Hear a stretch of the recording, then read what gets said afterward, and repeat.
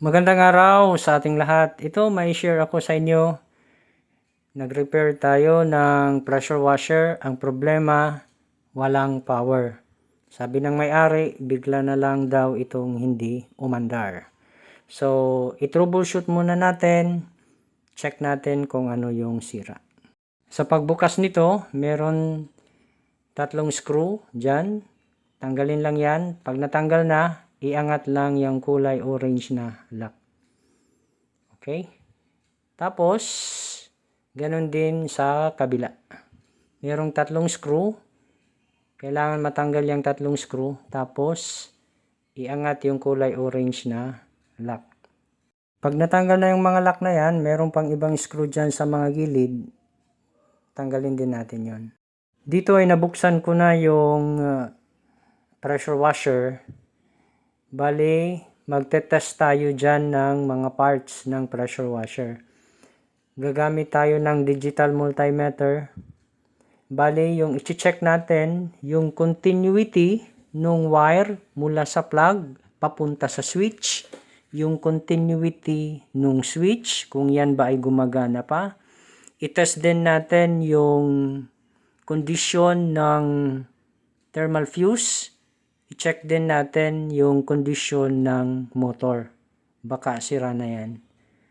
So, dito, iti-test muna natin ang continuity ng wire mula sa plug papunta dito sa may bandang switch.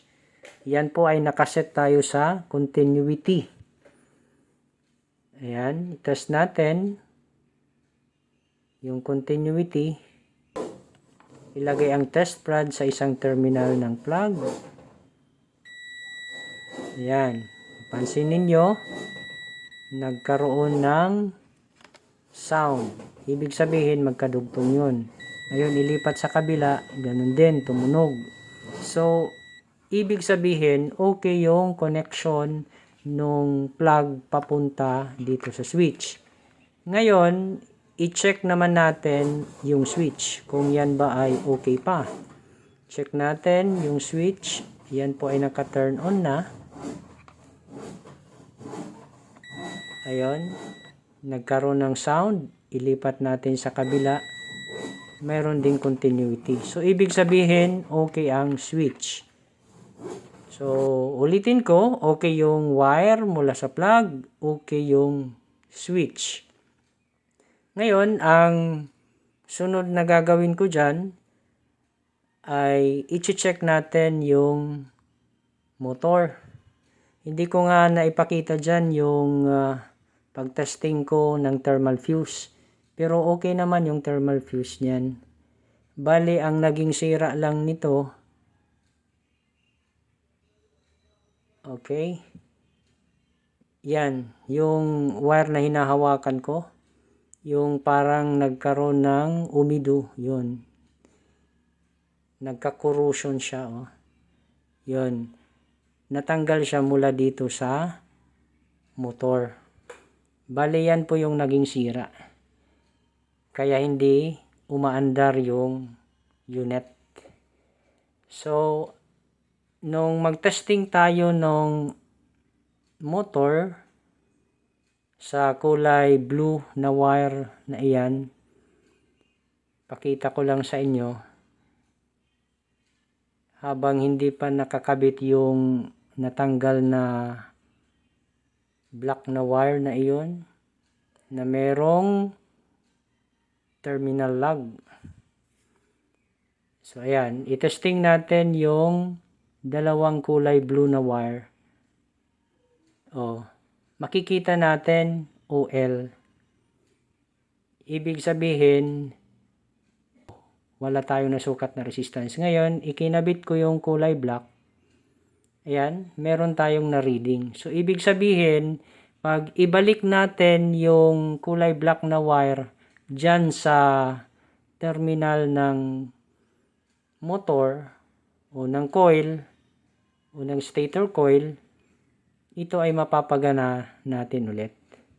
So, ang gagawin natin dyan, tayo po ay magpapalit ng terminal lug. Kung wala tayong available, ayan naman po ay iaano na lang natin, ihinang natin.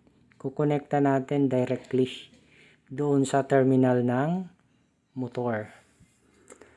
Ayan. Bali, gumamit ako dyan ng liha. Medyo hindi masyadong kita kasi masilaw, no? Nakakasilaw yung araw against the light. Medyo pasensya na kayo. Basta yung ginagawa ko dyan ay nililinisan ko yung terminal ng coil o ng motor. Tapos, ang gagawin natin dyan, kung wala tayong ipapalit na bagong terminal lug, ihinang na lang natin yan. Kagaya nito, oh. Yun. Bali, yung ginawa ko dyan, ipinasok ko yung wire sa butas ng terminal. Ang gawin natin dyan, ihinang natin para hindi na siya gagalaw-galaw at para okay na yung pag-under nito. So, ayan na po, hininang na po natin. Yan po yung naging setup. Sunod na gagawin natin ay i-reassemble lang natin ito. Pag na-reassemble, check natin yung resistance. Kung ito nga ba ay okay na. Yan. I-measure natin ngayon ang resistance ng kulay blue na wire. Tinetesting natin. Kulay blue na wire. Parang hindi kita. Hindi makita sa camera. Ayan. Basta yung tinetesting ko dyan, yung dalawang kulay blue na wire na nakalabas sa assembly ng motor na siyang papunta sa switch. Okay. Ayan po. I-testing natin.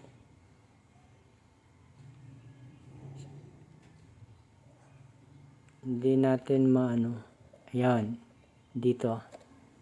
Testing natin dito sa banda rito. Yung dalawang kulay blue na wire. Ayun, meron tayong nasukat na mababang resistance. 7 ohms. Okay. Bali, ito na po. Na-reassemble na po natin yung motor nitong pressure washer. Bali, dito ipapakita ko lang sa inyo yung resistance nitong pressure washer mula dito sa plug.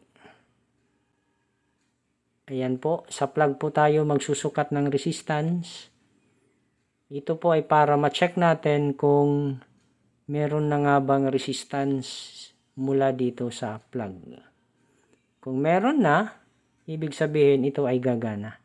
So, ilagay lang natin ang dalawang test prod dyan sa terminals ng plug. Ayan, meron tayong nasukat na 8.4, 8.3 ohms. Yan po ay okay. Okay po yung resistance na yan kasi ang wattage nito ay 1,400 watts. Bali, yun yung kanyang model HPB 302. Dahil okay na yung resistance, yan, na-reassemble na natin. Gagawin natin dito ay mag-testing. Ayan, gumana. Medyo nagulat tayo dun sa tubig. Ulitin natin. Turn on ko. Ayan, okay na. So, sana po ay meron kayong natutunan sa aking tutorial. Kung nagustuhan nyo itong video, paki-like and share. Kung hindi ka pa nakapag-subscribe, mari po lamang ay mag-subscribe sa aking channel. Paki-click na rin yung notification bell para updated ka sa mga bagong upload na videos. Hanggang sa muli, maraming salamat po.